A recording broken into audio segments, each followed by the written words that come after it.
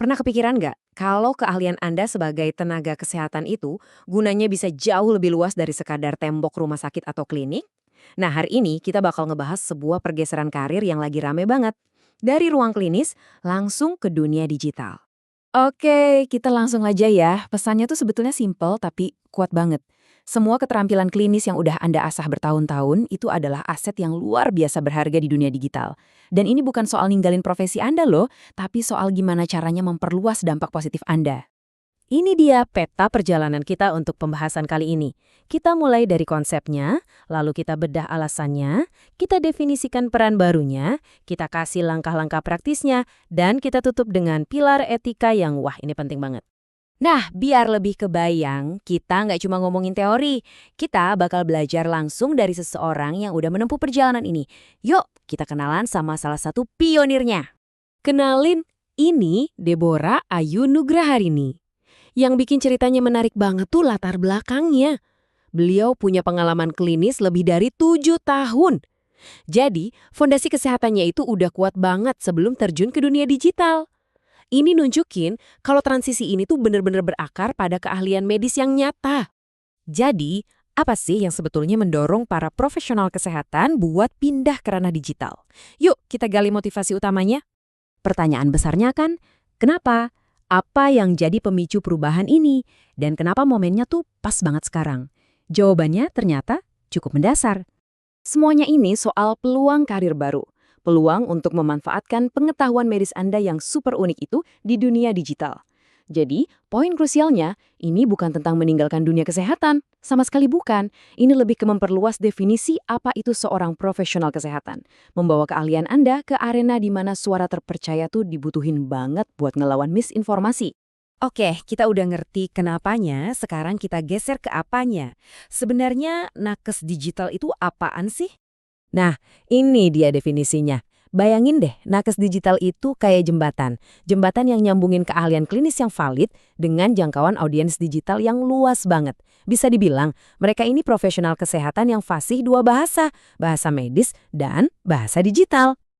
Dan cakupannya tuh ternyata luas banget loh.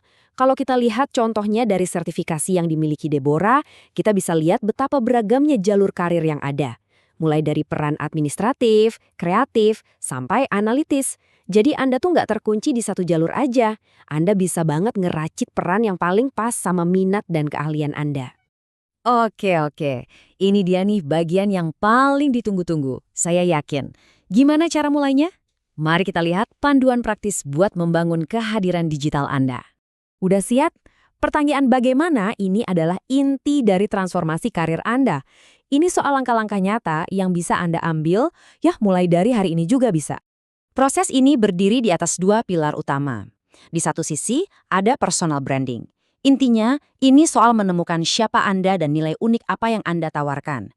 Di sisi lain, ada keterampilan digital, yaitu aktif belajar tools dan teknik baru biar bisa sukses di dunia maya.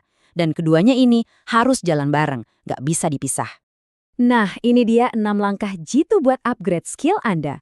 Kuncinya, proaktif. Lihat deh poin pertama, sisihkan waktu, bukan sisakan waktu. Beda banget kan maknanya? Terus, konsisten itu ngalahin intensitas. Aktiflah berinteraksi, jangan takut salah, namanya juga belajar. Dan cari teman seperjuangan di komunitas. Dan yang paling penting, selalu bertindak dengan integritas. Sekarang kita masuk ke bagian terakhir, dan jujur, ini mungkin yang paling krusial. Soal menjaga etika profesi Anda saat terjun ke dunia online. Kutipan ini ngena banget ya. Saat jangkauan Anda meluas secara digital, tanggung jawab Anda buat bertindak etis juga jadi berlipat ganda. Ingat, kepercayaan itu mata uang utama Anda di dunia online. Ini prinsip-prinsip yang harga mati, gak bisa ditawar. Aturan soal privasi pasien dan akurasi informasi yang berlaku di klinik itu 100% berlaku juga di dunia online. Menjaga batasan dan menghormati hak cipta itu udah jadi fondasinya. Dan ini dia cara aplikasinya sehari-hari. Setiap postingan, setiap video, bahkan setiap komentar, itu harus mencerminkan profesionalisme Anda. Konten yang Anda buat harus akurat dan bisa dipertanggungjawabkan. Dan cara Anda berinteraksi dengan publik harus selalu menjaga standar etika profesi yang paling tinggi. Jadi, kesimpulan utamanya apa? Begini, keahlian klinis yang Anda punya itu bukan cuma relevan, tapi sangat-sangat penting. Anda punya kesempatan emas untuk jadi suara yang bisa dipercaya di tengah lautan informasi online yang kadang, ya kita tahu sendirilah ya.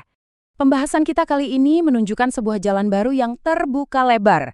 Pertanyaannya sekarang bukan lagi apakah kesehatan akan menjadi digital, karena itu sudah pasti terjadi. Pertanyaannya adalah bagaimana Anda akan berkontribusi. Jadi, apakah Anda siap untuk jadi bagian dari masa depan itu?